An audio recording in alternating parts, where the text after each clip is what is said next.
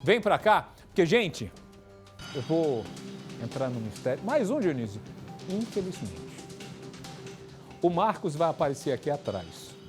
Dionísio, quantos Marcos? Você lembra dele, é o porteiro. Aquele que o Lombardi viu a imagem. Pode soltar o vídeo. Ele estava no ponto de ônibus, indo trabalhar, chega um sujeito todo encapuzado e atira e sai. Vingança, Lombardi?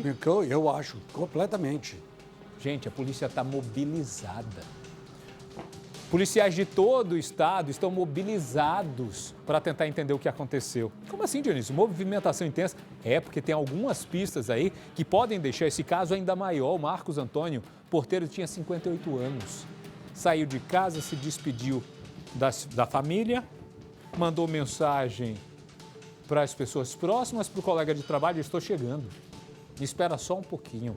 Quando chegou no ponto de ônibus, aconteceu isso, foi executado. Quem cometeu o crime foi de uma ousadia tão grande, que sai correndo. E o sobrinho da vítima disse que o assassino sai, atira, sai correndo e entra num carro, ou seja, premeditado. Estava seguindo, já sabia, né? Planejado. Mas o que teria provocado a morte desse homem? Vingança? Vingança pelo quê? O que esse homem fez que foi a sentença de morte dele? Ciúme, um crime passional? Uma briga que ele teve na rua, uma queima de arquivo? Porteiro trabalha olhando a rua às vezes. Está vendo um morador entrar, outro sair e vê algo acontecer. Foi queima de arquivo? Onde aconteceu, Dionísio? Jardim Ângela, Zona Sul de São Paulo. A família levantou, nós conversamos com a família, a Natália conversou com os familiares e a principal pergunta é: tinha algo acontecendo que provocasse a morte desse homem? Vocês acham que pode ter acontecido o quê? A família virou para a gente e disse assim: Dionísio, Natália, duas hipóteses. Primeiro, o Marcos estava com uma nova namorada. Foi crime passional? Ela teria motivos? Não sabemos. Ele teve alguma discussão? Teve uma briga, uma discussão com um comerciante perto do local onde ele trabalha. Foi vingança? Quem estaria interessado na morte desse homem e por quê, gente? Nós chamamos o Aguiar, mostramos as fotos, mostramos esse vídeo que claramente para o Lombardi e para mim também mostra a vingança de um homem que vem tranquilinho, capuz, casaco com capuz puxado. Pessoas falam que ele estava com uma máscara dessas de gripe, de Covid, preta também, para esconder parte do rosto. E o Lombardi chamou a atenção por uma cena que eu não tinha percebido. Quando ele chega ali antes do poste, gente, ele puxa a arma. Olha lá, ele faz isso aqui, ó. Ele faz isso aqui, passa, tira e vai embora. Vai embora, como se nada tivesse acontecido. Vingança? Ô, Aguiar, foi vingança ou não, meu amigo? Explode no Cidade. O flagrante de um assassinato cruel. O porteiro Marcos Antônio Gubertoni, de 58 anos, é executado com 3 tiros em frente a um ponto de ônibus, na zona sul de São Paulo. O cara só chegou e atirou, só, irmão? Oxe, mano, saiu, atirou e saiu correndo de a pé. A família está assustada com o crime. O sobrinho, que prefere não mostrar o rosto, garante que o seu Marcos não tinha inimigos. Meu tio era um cara tranquilo, meu tio era um cara calmo, trabalhador, não se envolvia com crime ou nada do tipo. O seu Marcos costumava seguir uma rotina. Todos os dias, por volta de 5h30 da tarde, ele saía de casa. Ele morava nesta rua aqui, um pouquinho mais ali para frente. Ele se preparava, deixava a residência dele e vinha caminhando por aqui até chegar no ponto de ônibus, que tem ali, ó, do outro lado da rua. Ali ele esperava o transporte para ir para o trabalho. E esse foi o mesmo percurso que ele fez no dia que foi assassinado. Só que quando ele chegou exatamente ali na esquina, acabou sendo abordado pelo assassino.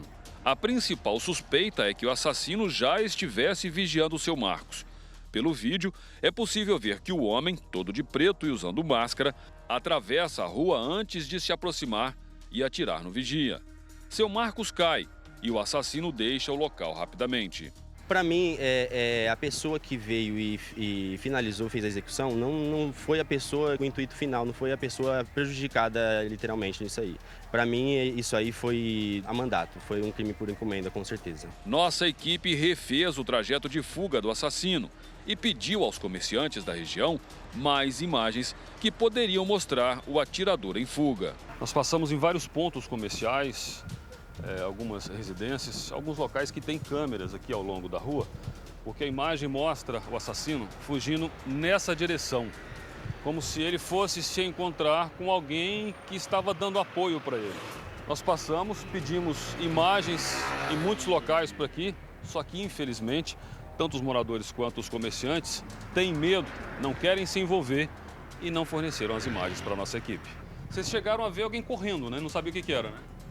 No momento que ele passou correndo aqui, que ele estava todo vestido de preto, a gente não sabia o significado do que estava acontecendo, porque estava todo mundo, eu estava trabalhando e os clientes aqui sentados. Aí depois que veio outro cliente lá da pracinha, foi que relatou o que tinha acontecido. Aí depois falaram que ele desceu o escadão e o carro estava lá na Zacarias, mas aí então ninguém sabe quem foi.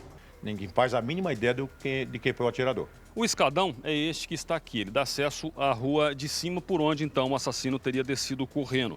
Segundo testemunhas, quando ele chegou aqui na rua de baixo, já havia um carro parado bem neste ponto. Ele simplesmente entrou no carro e os dois fugiram. E até agora o assassino não foi identificado, porque nesta rua de baixo aqui a gente já percebeu que tem pouquíssimas câmeras de monitoramento. E os moradores que têm não fornecem as imagens. Casado por mais de 10 anos, há 3 meses, seu Marcos decidiu se separar da esposa e já estaria em um novo relacionamento. Quem é essa mulher? Vocês sabem quem é? Ninguém da família sabe. Após saber da morte do seu Marcos, os parentes estiveram na casa dele para desocupar o imóvel que era alugado.